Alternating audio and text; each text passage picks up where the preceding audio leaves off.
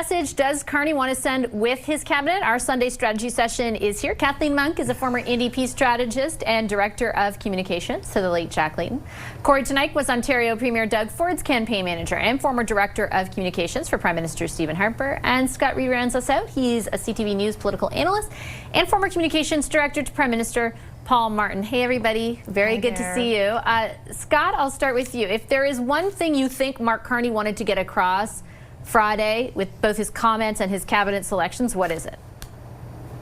Economic focus, laser. You heard the word focus over and over and over again. And every time he talked about focus, it was attached to an economic priority, whether that was taking on Trump and the threat of tariffs, or whether it was trying to get our economy growing again and returning money to people's pockets. So they very much tried to concentrate this transition and all of his messaging around the issue of economic management. And he looked managerial. He sounds managerial. He's proudly managerial. There's none of the flamboyance or the overstatement or the long answers or the long syllables and heavily theatrical commentary that we got from Prime Minister Trudeau, or any of the rabid partisanship that we get from Pierre Poilievre.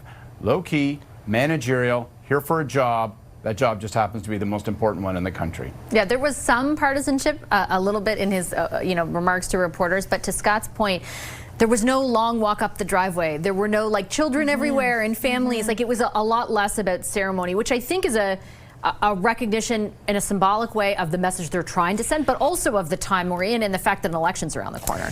Yeah, I think he was more workmanlike or managerial, as Scott said, because we are in the threat of economic warfare. We want a wartime prime minister right now, and he kind of took that on. I think the reason why he kept some of his key cabinet ministers in place is that they have deep relationships already with some of the cabinet in the U.S. So we had to keep those positions, whether it was LeBlanc, Champagne, Joly there. But we did see some new faces. But the most remarkable thing we saw was really the contraction of the cabinet, the smallest cabinet we've seen in recent history, cut by a third, laser focused on one thing, and that is focusing on our economy. There's a couple of things that also jump out at cabinet, though, Corey, and I think it leads us also to the fact that there's an election coming, right? A lot of GTA representation, some Southwest Ontario, but a lot of GTA and a lot of Quebec. Well, that's where the election's going to be decided. So I think that makes a lot of sense. I've got to say, after complaining about him bitterly for what seems like eons, Vashi, to see Guilbeault removed from environment warms my little conservative heart. I got to say, I think that's a good move for the country. And I think if we want to get pipelines and things like that built, Guilbeault has been a huge impediment. The government as a whole, I think, has been an impediment, but I think Guilbeault in particular has been a real ideologue around that. So I'm not sad to see him moved out of that portfolio. But the lack of Karina Gould as well, I think, is interesting. I think they're trying to look a little bit more centrist than the Trudeau government was, which is probably smart and probably good for having a more economic focus, as Scott mentioned. But I think for a lot of Canadians, there's a lot of the same faces. So I'm not sure they're going to see, huge change. We're debating a little subtleties, but a lot of familiar faces there. Yeah, I guess I wanted to ask you about that, because certainly the opposition, Scott, is going to charge exactly that essentially, because the front bench remains as it is and other members of cabinet as well, that just contracting the size or condensing the size of cabinet is not enough to land a message rather than sell a message of change. What is your view on that? Yeah, I'll take Corey's point, though, and I'll extrapolate in a different way. I mean, I think the greatest contrast and the most obvious evidence of change is between the two prime ministers. I mean, Carney just could not, stylistically, substantively, in terms of priorities and focus, sound less like Trudeau, look less like Trudeau, or be less like Trudeau. So I think that's going to make it challenging for the Conservatives to tag him with the same old tag. And again, I would point out, I don't want to get hyperbolic, but what an atypical, ahistorical moment we're in. We have a prime minister who's never been in politics before, never campaigned or had a seat. We have a president who's trying to literally annex Canada. We have a government that's trying to rally itself from a record high deficit in terms of how badly behind it was in the polls, overcome a 26-point deficit to try to come back and be competitive in this election. And it's all happening together at once.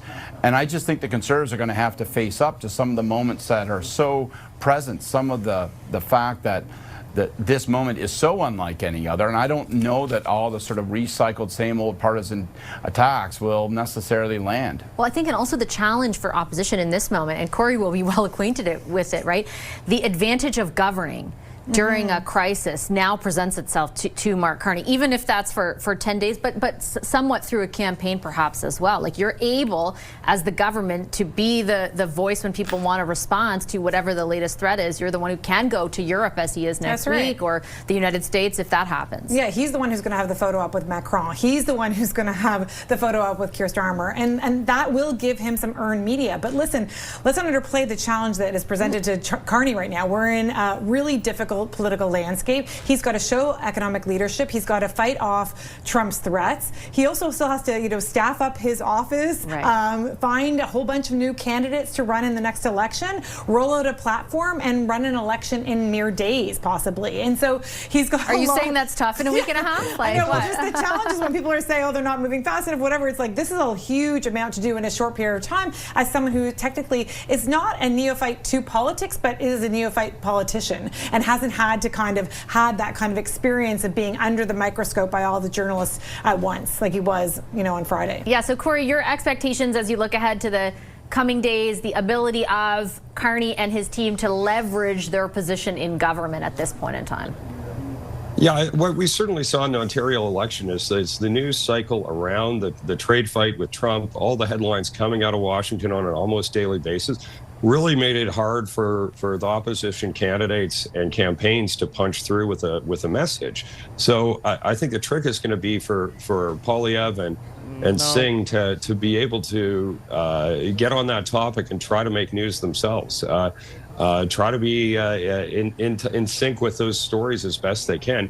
But if you're trying to sell a totally different story, like in the Ontario election, you have the Liberals trying to sell a story around healthcare. Well, it's really being crowded out by the tariff and Trump factor to the point where it was really getting very, very little attention. So I think they got to find a way to bust into that storyline. Okay, I'm going to leave it there. Let's see if they do. Thanks, everyone. Appreciate it.